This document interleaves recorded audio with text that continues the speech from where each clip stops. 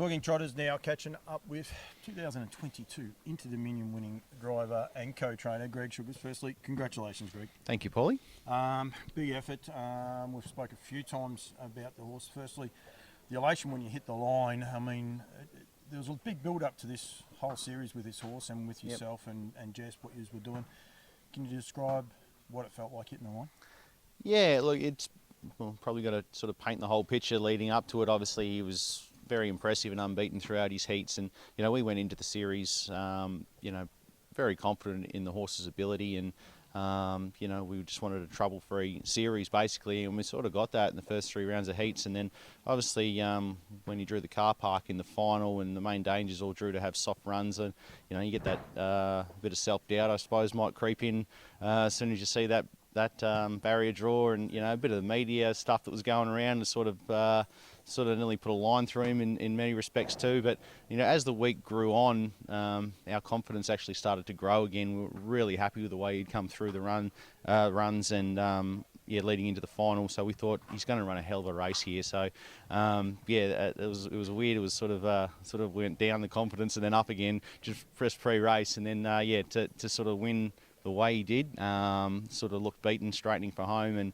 and fought it out. It was just, joy, relief, excitement, all in one, just coming out there with about 30 metres to go. You can go back to the barrier draw, because I was actually standing behind you, and when your owners drew out 13, the dejection, I suppose, because when you walked in, you had a bit of swagger about you, and rightfully so. Like, you're having a great carnival and everything along those lines.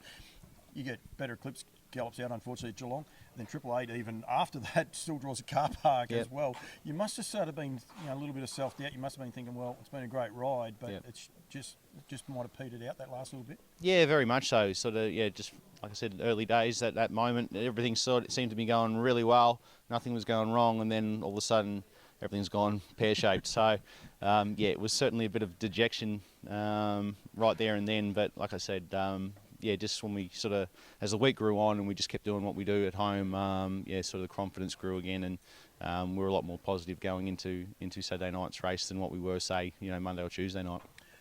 Probably one of the things that's forgotten about him is he did the trip to New South Wales last year for Mickey Hughes, performed enormously, and having driven from Bathurst back into Sydney on a bad night, gruelling trip, gruelling campaign for him, but also a lot of miles to cover.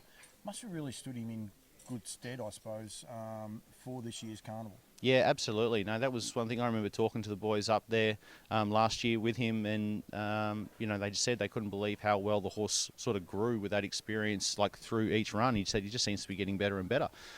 So I had that in the back of our minds, sort of coming into this series this year, that we thought, well, hopefully we've got him in good order going into it, and he should take no harm from the series, and it's exactly the way it turned out. He just seems he's a lovely, relaxed sort of horse at home, and very tradesman-like in his performances at the races, and just never seems to hurt himself. So it makes life a lot easier for trainers and drivers when your horses have that sort of ability to sort of keep backing up and keep racing consistently.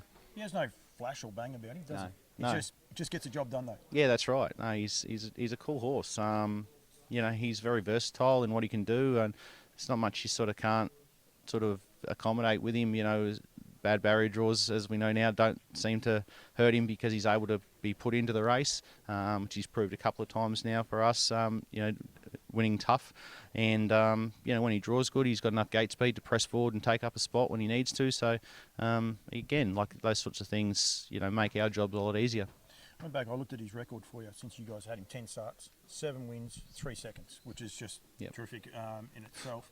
I remember interviewing you before after the Shepparton Cup, it was on Trots Vision, and because of his rating, which seems just ludicrous, I think they need to look at it, but you run third the year before. At that time, he was a chance of missing out. Like, if he hadn't have kept stepping up to the mark, and he just kept stepping up. Like, he won the Kilmore Cup after that, Bill Collins mile after that, well, sprint after that. He just kept stepping up for you, didn't he? Yeah, that's right. And he was just a bit of a victim of the way the Into Dominion series was ranked this year, that he hadn't raced much since the Into Dominion, so he had no prize money basically alongside his name for the previous 12 months. And because he was a I think he's about an 89 rating at that stage. He sort of needed to sort of improve about 20 points as far as that go and get some dollars alongside his name. So, when we were sort of given the horse, obviously the Inter-Dominion was the long-range target and everyone was sort of pressing forward to that. But then I thought, it's going to be a battle just to get there, let alone say we're going to try and win it. Thankfully it all worked out really well, and the fact that, as it's turned out, when HRV increased the number of horses running in the Trotters series to run 3 separate heats as well, that it probably didn't turn out to be that bad. He would have got in if he hadn't have been quite so successful in those previous starts. But it certainly was a little bit nerve-wracking there for a bit. We sort of had to plan to race him quite often to try and get some money alongside his name, but didn't want to ruin him in the process as well, leading into an Inter-Dominion. But it's all water under the bridge now, and it worked out well. It's one of the things we spoke about at Shep, though, and you said, do I sacrifice him to try and make it into that? And then has he outperformed what you thought? Because like the Kilmore Cup was huge. It's a tough race, and it was a tough run. Then you drop back to a mile race, which is what you had to do through the Inter-Dominion. But did he sort of, at that point in time, you start to say, this bloke can actually do it?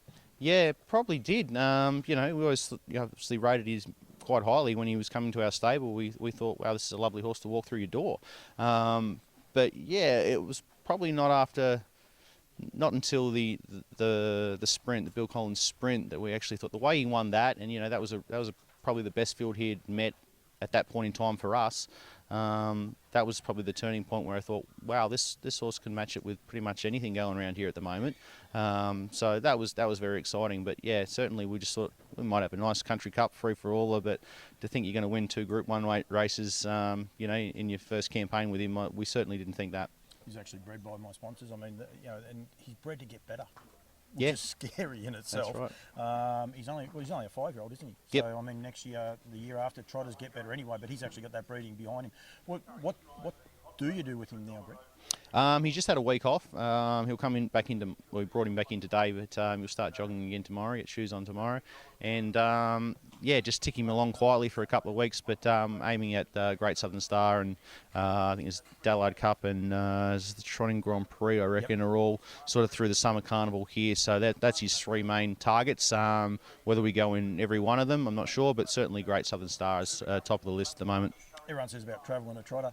I would imagine Jess might sort of cringe when I asked, has that ever been something you guys have thought about, like travelling, and would he be that sort of horse you could travel with? Oh, I think so. Like I said, he's as we say, he's such a resilient sort of horse, and the racing doesn't worry him, and travelling that hasn't seemed to worry him to and from the races. Not that we've done a big interstate trip with him yet, but if there's sort of feature races to target interstate or wherever it may be, then if we think it's something worth considering, it'll definitely be considered. The Dominion Handicap one was actually over in New Zealand. He'd be tailor-made for that. He'd be awesome. And you have a great New Zealand connection over there as well. Absolutely. No, certainly would be an awesome experience to do something like that. It doesn't happen a lot from Australia. You get the opportunities to take horses across the ditch to New Zealand to race. So, certainly if we thought that was a realistic option and it worked out with timing with things here, then, I'd love to do something like that. Be really cool. I won't hold you much longer. You've got to drive a horse. The stable, though, as far as the Trotters have gone through the year, has it outshone what yourself and Jess when you set up this place? What do you got here? 5 here today. You've already had 1 winner, very impressive winner. The way the Trotters are going at your property, has it, I suppose, surprised you? Yes, it has actually, because for the first probably 4 or 5 seasons of training, probably first 4 seasons, I think we only might have had 1 trotter through the stable, and actually did an okay job, but it was something we weren't sort of focusing on, and it wasn't until we sort of bred a couple and bought a couple of young ones, and then we've been offered a few too along the way, and we've built up numbers. We nearly have as many trotters as we do paces at the moment as far as the race team's concerned, and so far they're going all right. So one thing I've always loved, driving a good trotter for people, but sort of didn't know if I wanted the headache of dealing with them day to day if they had issues to sort out. But no, Jess and I sort of put a lot of time into focusing on the trotters basically in the last sort of year or two, and we're getting some rewards, so it's great. You said there, Jess, the whole family, but like Jess, quiet achiever. She doesn't come to the races a lot. She likes staying at home. I've got no doubt she'll be out on the mower or something like that today, but it is a massive team effort what you guys have been able to do. I must say thank you. I've rocked up a couple of times. I just put this in front of you. This was your lunch break today at Maryborough, so I've got to say thank you. But I think well done for everything that you are doing, mate. I think you're doing an enormous job with the Trotters, so well done for that. Just very, very quickly, hide and seek, super, super impressive. Yep. But then you tell me you've only got him just for a short term, unfortunately. Yeah, I think so. So he's just been purchased by Raboki, so Shannon Price and Scotty Miller. They've just purchased him and give him to us. So I'm pretty sure the plan is he'll just race through the Vic Bred Series and then he'll make his way up to Queensland. So really good to get a win on the board for them. So hopefully they have a lot of fun with him down the track. Greg, thank you very much. Cheers. 2020 two-year-old Breeders' Crown Champion, setting a race record previously held by Walner. On a Streak wins the Breeders' Crown. O'Brien two-year-old Trotting Colt of the Year. On a Streak upsets in the William Welwood Memorial. One of the fastest two-year-old trotters to ever stand in Australasia. He's such a professional. As soon as he saw open air, he just took off. Son of leading US sire Cantab. On a Streak, standing his first season at Cobbitty Equine Farm in 2022.